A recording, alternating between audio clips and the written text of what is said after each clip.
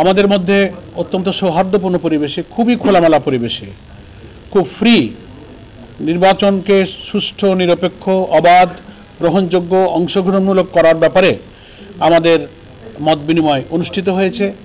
আমরা আমাদের বক্তব্যগুলো খুব লিখিত আকারে ওনাদের কাছে পেশ করেছি। ওনারাও সে সম্পর্কে ওনাদের কিছু বিষয় শেয়ার করেছেন, মত বিনিময় করেছেন। আমাদের এখানে এই প্রতিনিধি দলে যারা সঙ্গী আছেন, আমাদের বাংলাদেশ জামাত ইসলামীর সহকারী সেক্রেটারি জেনারেল হামিদুর রহমান আজাদ, সাবেক এমপি, আমাদের নির্বাহী পরিষদের সদস্য মতিউর রহমান আকন্দ, পাবলিসিটি এবং মিডিয়া বিভাগের সেক্রেটারি, আমাদের কেন্দ্রীয় কর্মপরিষদ সদস্য অ্যাডভোকেট জসিমউদ্দিন সরকার, সুপ্রিম কোর্টের, এবং তিনি বাংলাদেশ লয়ার্স কাউন্সিলের প্রেসিডেন্ট, এবং আমাদের সঙ্গে আছেন অ্যাডভোকেট ইউসুফ আলী, যিনি ডেপুটি অ্যাটর্নি জেনারেল, তিনিও আমাদের কেন্দ্রীয় মজলিস শুরার সদস্য। আমরা খুবই আন্তরিকতা, সৌহার্দ্যপূর্ণ পরিবেশে, অ্যাডভোকেট কামাল উদ্দিন সাহেব আছেন, ঢাকা বারের সাবেক সিনিয়র ভাইস প্রেসিডেন্ট এবং মহানগরী জামাতের কর্মপরিষদেরও সদস্য। আমরা সকলেই কমিশনের সকল সদস্য এবং সচিব মহোদয়ের সঙ্গে খুব ফ্রাঙ্ক আলোচনা করেছি, এবং ওনারা খুব সন্তুষ্টি প্রকাশ করেছেন যে আমরা খুব কনসুলেটেড একটা রিটার্ন প্রপোজাল আমরা পেশ করতে পেরেছি, এবং ওনারা এখান থেকে অনেক উপকৃত হবেন। এবং কখনো কখনো কিছু বিষয়ে ওনারা প্রাসঙ্গিক মতামত দিয়েছেন, আলোচনা, ওনাদের সক্ষমতা, সীমাবদ্ধতা, সমস্যা, এগুলো নিয়ে আমরা আলোচনা করেছি। আমরা আলোচনায় আমরা 23টা পয়েন্টে ওনাদেরকে লিখিত প্রপোজাল পেশ করেছি। তো সব তো আর এখানে আপনাদের সামনে পেশ করা, মেজরের মধ্যে আমরা পরিষ্কার বলেছি যে নো ইলেকশন উইদাউট রিফর্ম। আমাদের পরিপূর্ণভাবে অন্তত নির্বাচনী প্রক্রিয়ার সঙ্গে যে সমস্ত অর্গান এবং বিভাগগুলো রাষ্ট্রের জড়িত, সেগুলোকে সংস্কার করেই জাতীয় সংসদে নির্বাচন করতে হবে। তা না হলে এই নির্বাচন নিরপেক্ষ হবে না, অবাধ হবে না। পূর্বের যে 3টা নির্বাচনে জনগণ ভোট দিতে পারে নাই, সেই নির্বাচনেরই পুনরাবৃত্তি ঘটবে। এদেশের জনগণ 2000 ছাত্র জনতার জীবন এবং প্রায় 30,000 ছাত্র জনতার যে আহত এবং রক্ত, এটা বৃথা যাবে। এই জন্য আমরা এটা বলেছি যে সংস্কার সম্পূর্ণ করে নির্বাচন প্রক্রিয়া সুষ্ঠু করতে যেটুকু সংস্কার লাগে, আমরা হোল রাষ্ট্রের সংস্কার আমরা বলিনি। এখানে অনেকে ভুল বোঝার চেষ্টা করেন, এটা করতে গেলে ইট উইল টেক টাইম, এটা একটা নির্বাচিত সরকারের দায়িত্ব। কিন্তু এই অন্তর্বর্তীকালীন সরকারের এটা দায়িত্ব, নির্বাচনকে নিরপেক্ষ করার প্রয়োজনে যে সংস্কারটুকু ন্যূনতম প্রয়োজন, তার জন্য যতটুকু সময় যৌক্তিক প্রয়োজন হবে, জামাত ইসলামী সেই সময় দিতে প্রস্তুত এবং সেই নির্বাচন করবে। আমাদের সম্মানিত আমির জামাত ডক্টর শফিকুর রহমান প্রথম থেকে আমাদের নির্বাচনী দিনক্ষণের ব্যাপারে যে অবস্থানের কথা জাতির সামনে ব্যক্ত করেছেন, আমরা আজকেও সেই অবস্থান ব্যক্ত করি। আমরা আমাদের নিবন্ধনের বিষয়টা তো আদালতে পেন্ডিং আছে এবং আদালতে সেটা শুনানি চলছে। আমরা আশা করছি আমরা আদালতে ইনশাআল্লাহ ন্যায় বিচার পাব। জনগণের আকাঙ্ক্ষাই হচ্ছে স্থানীয় সরকার নির্বাচনটা আগে হোক। আমরা জনগণের এই আকাঙ্ক্ষার সাথে সমর্থন এবং সম্মান ব্যক্ত করেছি। আমরা অনেকবার বলেছি, এবং আমরা তো গত 25শে নভেম্বর সরকারের যে রিফর্ম কমিশন করা হয়েছিল, নির্বাচন ব্যবস্থার যে কমিশন একটা গঠন করেছিল সরকার, আমাদের কাছে লিখিতভাবে ওনারা আমাদের প্রপোজাল চেয়েছিলেন। জামাত ইসলামীর পক্ষ থেকে 25শে নভেম্বর রিটেন আমাদের একটা প্রপোজাল আমরা সেই রিফর্ম কমিশনের কাছে জমা দিয়েছিলাম। তার থেকে কিছু কিছু বিষয় আজকে আমরা এখানে পেশ করেছি। মেইন বিষয়গুলো আমি একটু বলি।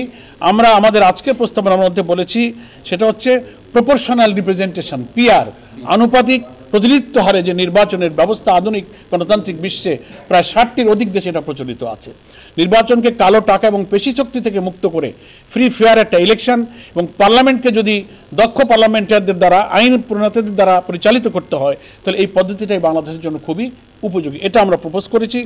আমরা বলেছি যে আরপিওতে 9 এর যে আর্টিকেল আছে, অনুচ্ছেদ 91-এর এ, 91-এর এ যে অনুচ্ছেদ আছে, সেটা গত সরকার বেআইনিভাবে নির্বাচন কমিশনের এই অধিকারকে তারা খর্ব করেছিল, রাজনৈতিক উদ্দেশ্যে তারা খর্ব করেছিল, যেখানে আমরা বলেছি যে এটাকে পুনর্বহাল করতে হবে। যে কোনো নির্বাচনে অনিয়ম হলে ইলেকশন কমিশনকে সেই আইনে এখতিয়ার দেওয়া হয়েছিল অনুচ্ছেদে, যে তারা আংশিক বা পুরো বাতিল করতে পারে। এটা গত সরকার পলিটিক্যাল ইন্টেনশনে তারা এটাকে তুলে নিয়েছিল, বাতিল করেছিল। এটাকে আমরা পুনর্বহাল করতে দাবি করেছি। নেক্সট আমরা বলেছি প্রবাসী ভোটারদের ভোট ইনশিওর করতে হবে। প্রায় 1 কোটির অধিক ভোটার কিন্তু আমাদের প্রবাসে তারা আছে, এটাকে আমরা ইনশিওর করতে বলেছি। এবং আমাদের ভোটার তালিকায় নাম অন্তর্ভুক্ত করার ব্যাপারে যে প্রক্রিয়া চলছে, সেক্ষেত্রে প্রশাসনিক ইউনো অফিস নির্বাচনের সাথে সংশ্লিষ্ট কর্মকর্তাদের হয়রানির বিষয়গুলো, অনেক ফাইলগুলো পেন্ডিং পড়ে আছে নানান ইস্যুতে, সেগুলো নিরসনের জন্য আমরা অনুরোধ করেছি।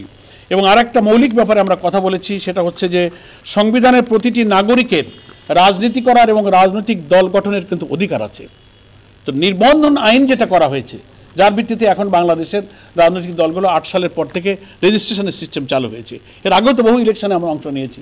এতে করা হয়েছে যে এত কঠিন শর্তগুলো দিয়ে এই আইনটা করা হয়েছে যে সকল রাজনৈতিক দলের এত কঠিন শর্ত পূরণ করে রাজনীতি করার অধিকার কিন্তু খর্ব করা হচ্ছে। এই জন্য আমরা এটা বলেছি যে এই আইনটা বাংলাদেশের সংবিধানের সাথে সাংঘর্ষিক, এটা বাতিল করা উচিত। রাজনীতি এবং দল করার অধিকার সকলের আছে, কঠোর শর্ত দিয়ে এখানে বিঘ্ন সৃষ্টি করা হয়েছে। এবং আমরা বলেছি সরকারি কর্মকর্তা এবং রাষ্ট্রের লাভজনক পদে অধিষ্ঠিত যারা, তাদের চাকরি থেকে বা দায়িত্ব থেকে অব্যাহতি অন্তত কমপক্ষে 3 বছর পূর্ণ না হলে তাদেরকে নির্বাচনে যোগ্য করা যাবে না। এই সমস্ত মেইন বিষয়গুলোতে আমরা আলোচনা করেছি। আরও তো প্রাসঙ্গিক খুঁটিনাটি রিলেটেড অনেক কথাবার্তা এসেছে। এই তথ্যটা নিয়ে আমরা গতকালকে গণমাধ্যমে বলেছি এটা তথ্য সঠিক নয়। আমরা চেক করে দেখেছি, আমরা জাতিসংঘ হিউম্যান রাইটস কমিশনের সঙ্গে ফ্যাক্ট ফাইন্ডিং যত তথ্য, যত ইনফরমেশন, যত মেল সব আমরা রেসপন্স করেছি।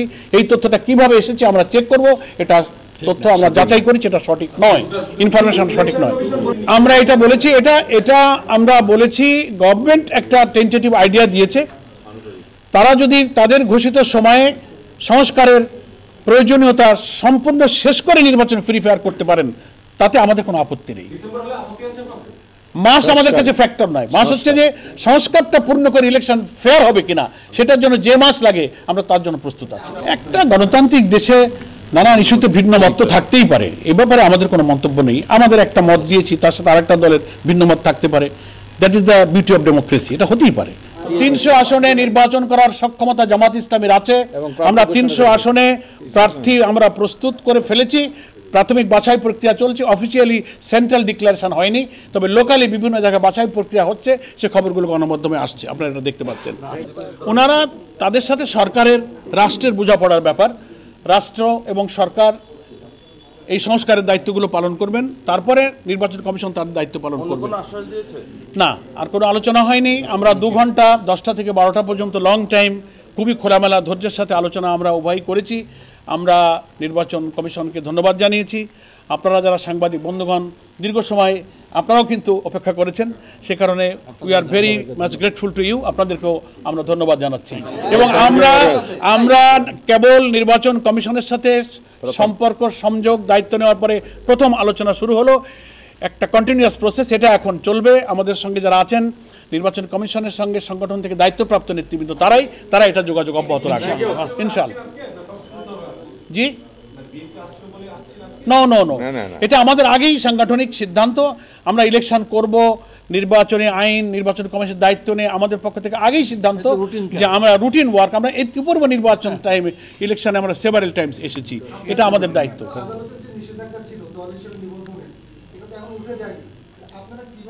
না, এই জবাব আমরা দিয়েছি। আমাদের এটা আদালতে আমাদের শুনানি চলছে, আমরা ইনশাআল্লাহ আদালতে সুবিচার পাবো, আমরা সেটা আশা করছি।